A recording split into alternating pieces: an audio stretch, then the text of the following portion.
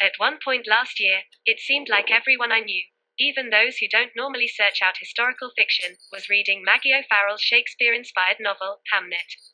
Whether you're the kind of person who frequently enjoys time traveling through fiction, or you've been holding out for a second trip back in time with O'Farrell, you're in luck. The Marriage Portrait is another richly imagined, suspenseful, feminist historical novel.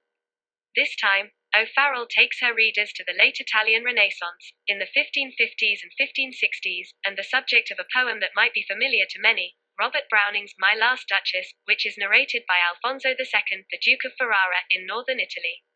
Here, however, O'Farrell flips the script and tells the story of Alfonso's bride, the one who was portrayed in the portrait at the center of the poem.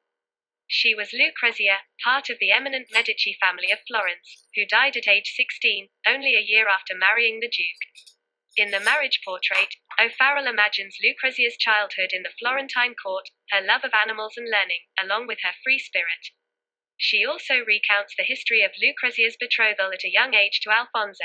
He previously had been betrothed to her older sister, who died before they could wed. She illustrates the close and loving relationship of Lucrezia to her nursemaid, who ingeniously protected her from marriage for as long as she could.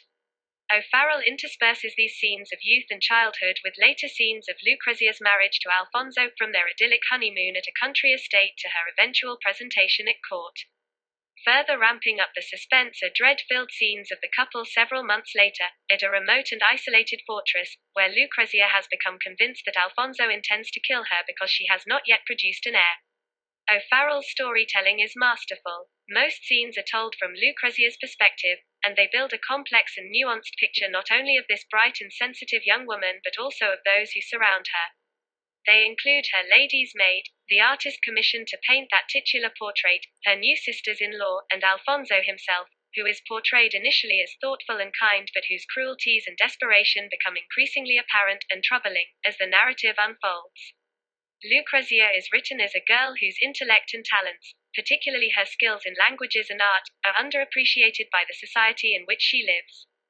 Readers will find themselves mourning how the spirited and creative Lucrezia's potential is reduced to her ability to procreate. Most striking is her depiction of Lucrezia as an artist with an artist's eye.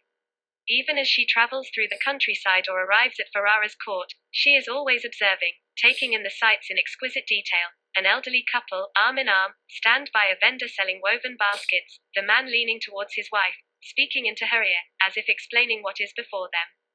As Lucrezia rides by, she sees that the woman's eyes are occluded, sightless, her face turned up towards the sky, as if appealing to its power, as if its brightness is the only thing she can see. Readers might imagine, given their familiarity with Browning's poem and based on the historical note with which O'Farrell opens her novel, that they know how Lucrezia's story will end. But the author and her heroine have a lot of tricks up their sleeves, and readers will remain guessing until the final pages. I fully expect that over the next few months, this unforgettable book will be the historical novel that everyone is reading and fervently discussing. Reviewed by Chris Stouffer on September 16, 2022.